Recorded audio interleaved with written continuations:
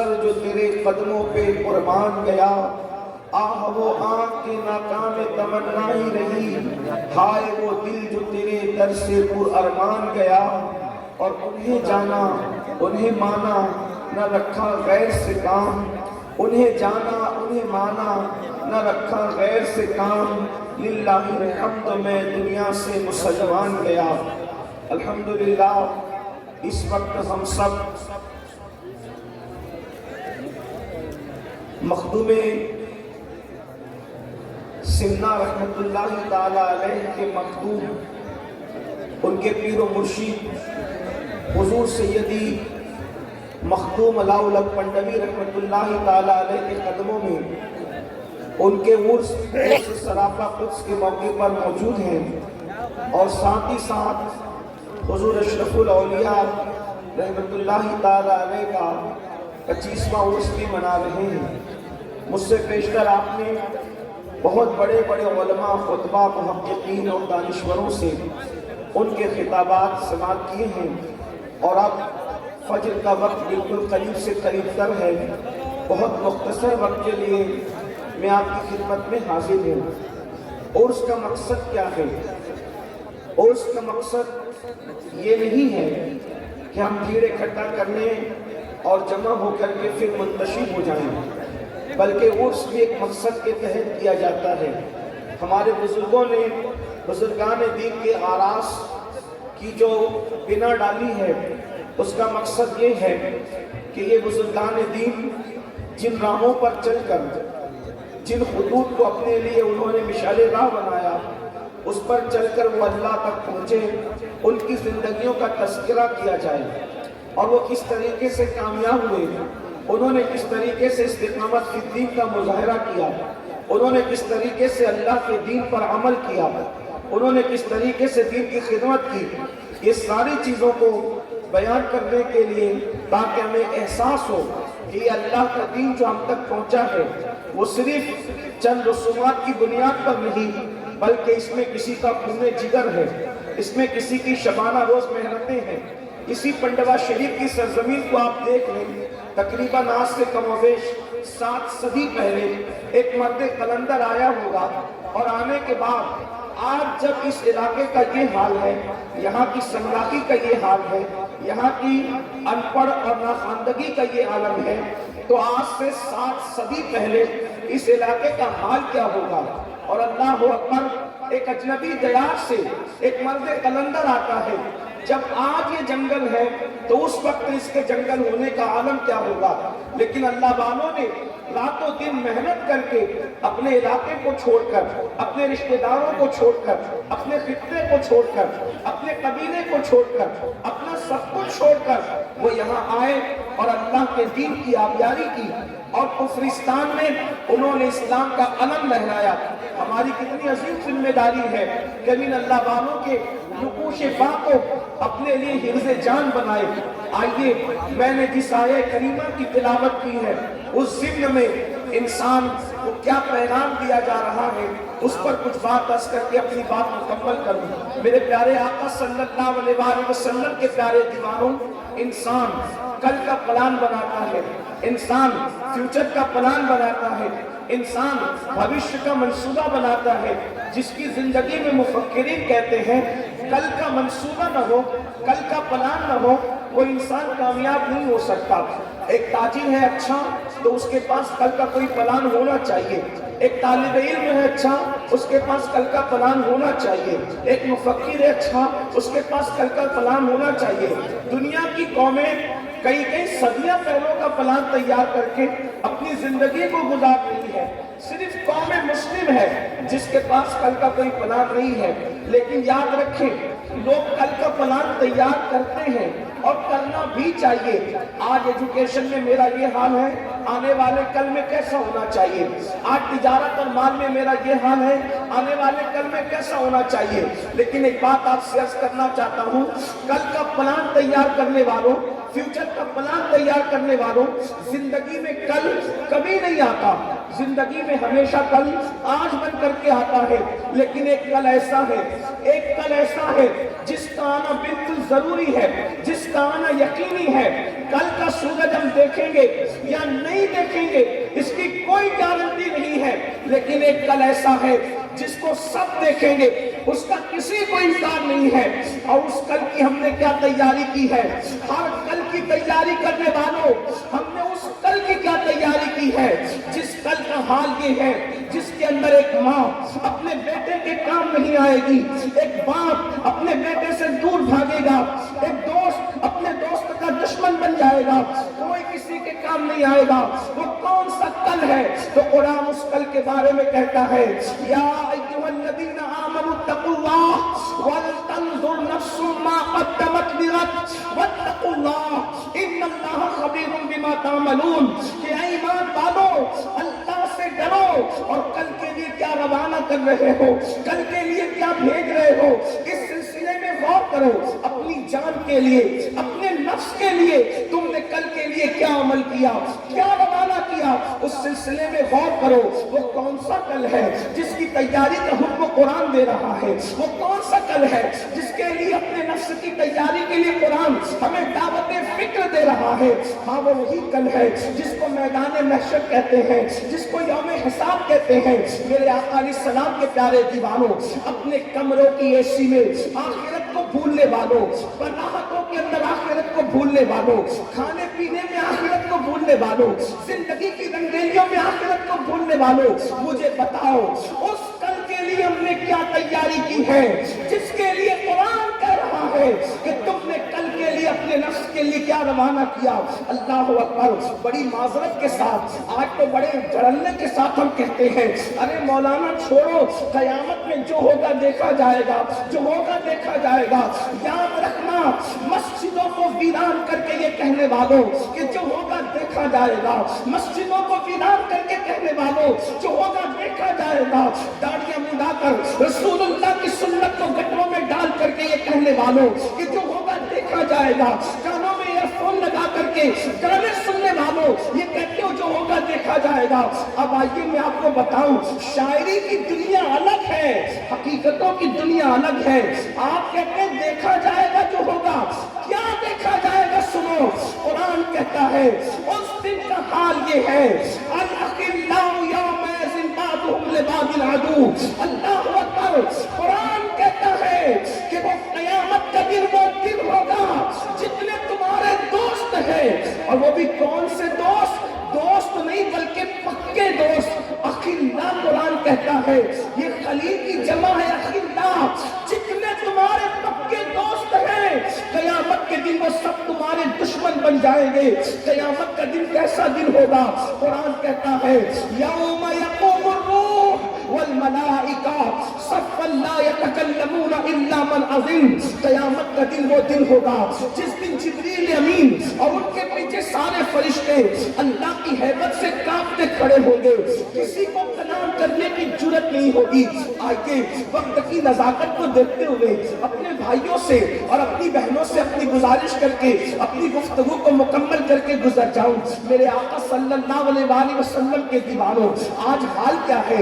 ہر بندہ کھانے پینے اور سونے اور موج مستیوں میں مست ہے، مرنے کے بعد اٹھنا ہے۔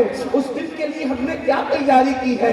بڑی معذرت کے ساتھ لوگ آسانی سے کہہ دیتے ہیں مولانا نماز کے لیے ٹائم نہیں ملتا۔ میرے عزیز، وہ دن قیامت کا جو دن ہوگا وہاں نمازی کیا، روزے دار کیا، حاجی کیا، قاضی کیا؟ آئیے ایک حدیث مبارکہ سن لیں اور اپنی بات مکمل کروں۔ ایک مرتبہ امیر المومنین حضرت سیدنا عمر ابن خطاب فاروق اعظم رضی اللہ تعالیٰ عنہ، فاروق اعظم رضی اللہ تعالیٰ عنہ حضرت کعب سے کہتے ہیں، حضرت کعب احبار سے۔ یہ کعب احبار کون ہے؟ یہ بڑے جلیل القدر تابعی ہیں۔ فاروق اعظم کے دور میں انہوں نے اسلام قبول کیا ہے، لیکن ان کی خصوصیت یہ ہے یہ توریت کے بھی عالم تھے، انجیل کے بھی عالم تھے، زبور کے بھی عالم تھے۔ اللہ اکبر، آسمانی کتابوں کی یہ عالم تھے۔ حضرت سیدنا فاروق اعظم حضرت کعب سے کہتے ہیں اے کعب ذرا مجھے ایسی باتیں سناؤ جس کی وجہ سے میرے دل میں اللہ اللہ کا ڈر مزید پیدا ہو، اللہ کی خشیت مزید پیدا ہو، اللہ کا خوف مزید پیدا ہو۔ سن لو، فاروق اعظم وہ اللہ سے ڈرنے والی شخصیت ہے کہ اللہ رب العزت کی خشیت کی وجہ سے جب وہ روتے تھے تو ان کے چہرے پر رونے کی وجہ سے آنسوؤں کے نشان پڑ گئے تھے۔ بڑی معذرت کے ساتھ آج لوگوں کو استنجا کی سنتیں بھی نہیں پتا ہے اور وہ جنت کے خواب دیکھ رہے ہیں۔ اللہ اکبر، لوگوں کو کلمے کا ترجمہ بھی یاد نہیں ہے اور وہ گھمنڈ کرتے ہیں مولانا ہم جنت میں نہیں جائیں گے تو کون جنت میں جائے گا؟ یاد رکھو، جن کو رسول اللہ نے جنت کی بشارت دے دی ہے وہ قیامت کو یاد کر کے کیسے روتے ہیں؟ سیدنا صدیق اکبر، کون صدیق اکبر جن کے بارے میں پوری امت کے جمہور کا یہ عقیدہ ہے افضل البشر بعد الانبیاء بالتحقیق، جس کو رسول اللہ نے اپنی ظاہری حیات میں اپنے مصلی امامت میں کھڑا کیا، وہ ابو بکر صدیق جو صحابہ کا امام ہے، وہ صدیق اکبر کہتے ہیں کاش میری ماں نے مجھے انسان کی شکل میں پیدا نہ کیا ہوتا، میں کسی مومن کے سینے کا ایک بال ہوتا تاکہ قیامت کے دن اللہ کی بارگاہ میں حساب دینے سے بچ جاتا، قیامت کے دن اللہ کی بارگاہ میں جواب دینے سے بچ جاتا۔ مجھے بتاؤ جو مصطفیٰ جان رحمت کے ساتھ ہے کہاں ساتھ نہیں؟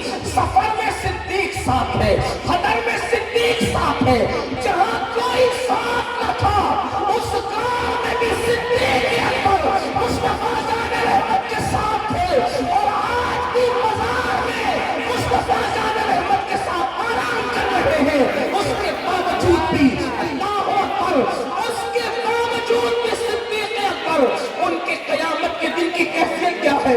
حضور محدث اعظم کے چشمی رحمت اللہ علیہ صدیق اکبر کی شان بیان کرتے ہوئے کہتے ہیں مرتبہ حضرت صدیق کا یہ ہے سید اور فضیلت کے وہ جامع ہے نبوت کے سوا، اور صدیق اکبر جو ہر فضیلت کے جامع ہے وہ کہہ رہے ہیں، کون کہہ رہا ہے کاش میں کسی مومن کے سینے کا بال ہوتا تاکہ قیامت کے دن اللہ کی بارگاہ میں حساب سے بچ جاتا۔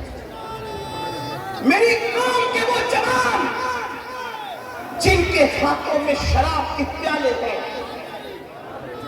جن کے ہاتھوں میں موبائل میں گندی فلمیں ہیں، جن کا حال یہ ہے کہ وہ کبھی سود کی شکل میں کبھی جوئے کی شکل میں حرام لقمے کو اپنے پیٹ میں ڈال رہے ہیں، آج وہ سوچ رہے ہم جنت میں جائیں گے کیونکہ ہم نے تو فلاں بزرگ کا دامن پکڑا اور فلاں بزرگ کا، سارے بزرگوں کے دامن بڑے قیمتی ہیں، لیکن ابو بکر صدیق نے اس بزرگ کا دامن پکڑا تھا جہاں پر ساری بزرگیاں ختم ہو جاتی ہیں۔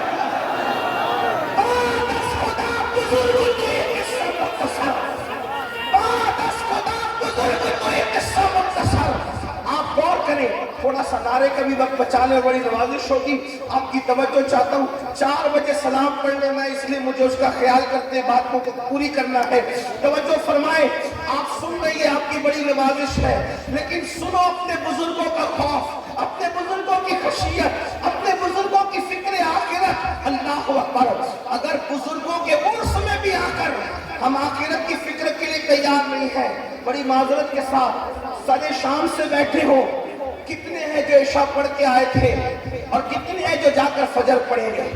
آپ مجھے بتائیں، آپ مجھے بتائیں ہمارے بزرگوں کی تعلیمات کیا ہے؟ ہم نے اپنے بزرگوں کی تعلیمات کو فراموش کیا، پیر کا دامن تو پکڑا ہے لیکن پیر کا کردار نہیں پکڑا۔ یہاں پر حضور اشرف العلماء کے دیکھنے والے بیٹھے ہوئے ہیں، میں نے اپنے بڑوں سے، اپنے قائد، اپنے امیر سے اور انہی کے ساتھ حضور رئیس المفسرین سے سنا۔ حضور رئیس المفسرین ابھی بھی حیات ہیں، فرماتے ہیں میں نے اپنی زندگی میں 2 بزرگوں کو مسجد سے محبت کرتے دیکھا اور جماعت کی پابندی کے ساتھ نماز پڑھتے دیکھا، ان میں سے ایک حضور مفتی اعظم ہے اور دوسرے حضور اشرف العلماء کی ذات ہے۔ ہم نے اپنے بزرگوں کو کتنا آئیڈیل بنایا۔ یاد رکھنا، ہم جلسوں میں ہزاروں کی تعداد پر خوش نہیں ہیں، ہم شکر ضرور کرتے ہیں کہ قوم سننے کو آ رہی ہے، لیکن ہمارے دل ٹھنڈے نہیں ہوتے اس وقت تک کہ سننے کے لیے قوم جمع ہو رہی ہے مگر عمل کرنے کے لیے قوم جمع نہیں ہو رہی ہے۔ اس وقت تک ہمارے کلیجے ٹھنڈے نہیں ہوں گے جتنی تعداد میں سننے کے لیے آتے ہو، اتنی تعداد میں عمل کرنے کے لیے جب تک نہیں آؤ گے اس وقت تک یہ قلعہ پپا نہیں ہوگا۔ یہ قیامت کی نشانیوں میں سے ایک نشانی ہے، یہ قیامت کی نشانیوں میں سے ایک نشانی ہے۔ میرے آقا علیہ السلام نے فرمایا لوگ دین سننے تو آئیں گے، دین پر عمل کرنے نہیں آئیں گے۔ دین کی باتیں لوگ رسمی طور پہ کریں گے، رسمی طور پہ دین کی بات نہ کرو۔ اللہ کے بندو اپنی زندگیاں بدل کر کے جاؤ۔ ہمارے بزرگوں نے فرمایا، توجہ کریں، حضور علاؤلق پنڈوی رحمت اللہ تعالیٰ علیہ جب کسی پہ نظر ڈال دیتے تھے تو وہ بدل جاتا تھا۔ یہی ہے، نظر ڈال دیتے تو وہ بدل جاتا تھا۔ اب سرکار علاؤلق پنڈوی کے عرس میں آ کر گھنٹوں کھڑے رہ کر اگر بدل کے نہیں جا رہے ہو تو مطلب یہ ہے کہ انہوں نے نظر نہیں ڈالی، اگر وہ نظر ڈال دیتے تو بدل جاتا۔ ان کی نظر میں وہی کمال ہے جو کل تھا وہ آج ہے۔ اس کا مطلب نظر ڈالی نہیں، کیوں؟ اس لیے کہ تو مزار پر تو آیا ہے لیکن تو مسجد نہیں جاتا، اس لیے ان کی نظر تجھ پہ نہیں پڑ رہی ہے، وہ تجھ پہ نظر نہیں ڈالنے کرم کی۔ کیوں؟ کیونکہ جس سے رسول اللہ نظر پھیر لیں اس پر ولی اللہ کبھی کرم کی نظر نہیں ڈال سکتے۔ جس سے رسول اللہ نظر پھیر لے اللہ بھی اس سے نظر رحمت پھیر لیتا ہے۔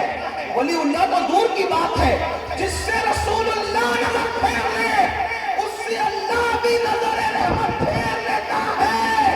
اگر تم رسول اللہ کی نظر رحمت کے مستحق ہونا چاہتے ہو، میرے آقا فرماتے جو جان بوجھ کے نماز چھوڑ دے میں محمد اس سے بیزار ہوں۔ جس سے حضور بیزار ہو، سرکار علاؤلق پنڈوی کیسے محبت کریں گے؟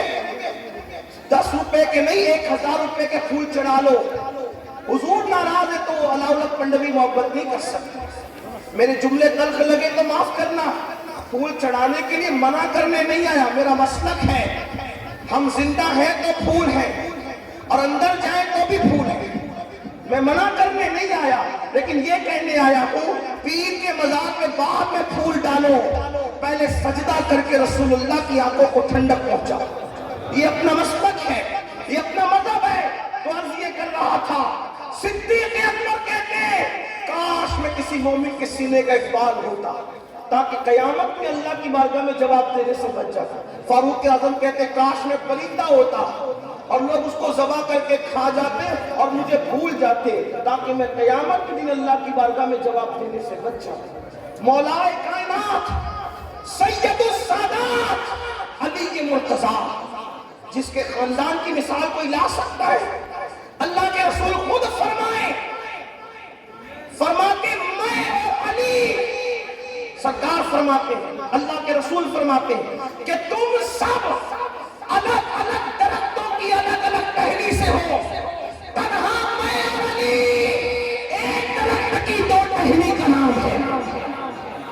جس علی کو رسول اللہ فرمائے کہ میں اور علی ایک درخت کی 2 شاخوں کی طرح، 2 ٹہنیوں کی طرح، وہ علی جو سید السادات، وہ علی جو خاتم الولایت، وہ علی جو قاسم جنت و جہنم، وہ علی جو قاسم شیر و شربت، وہ علی جن کے بارے میں قاضی ثناء اللہ پانی پتی تفسیر مظہری میں لکھتے ہیں کہ آدم علیہ السلام کے دور سے لے کر آج تک جو بھی ولی بنا ہے وہ علی کے فیضان سے ولی بنا ہے۔ امام اہل سنت اسی لیے کہتے ہیں سلامی جس کے در کا ہر ولی ہے، سلامی جس کے در کا ہر ولی ہے، علی ہے، ہاں علی ہے، ہاں علی۔ علی کو چھوڑ کر نہ کوئی ولی بنا ہے نہ ولی بن سکتا ہے۔ امام اہل سنت کہتے ہیں اصل وصل، اصل نسل صفا، اصل نسل صفا، وصل وجہ خدا۔ کوئی اس کی تشریح کرے، اصل محقق اصل و مفتی نے رضا الحق صاحب کی توجہ چاہتا ہوں، ماشاءاللہ بڑے عظیم محقق ہیں. اصل نسل صفا رسول اللہ کی نسل کی اصل علی ہے. توجہ کریں، حضور کی نسل کی اصل علی ہے. اس کا مطلب علی خاندان سے دور نہیں ہے، علی خاندان سے الگ نہیں ہے. نبی کی نسل کی اصل کو علی کہتے ہیں. آقا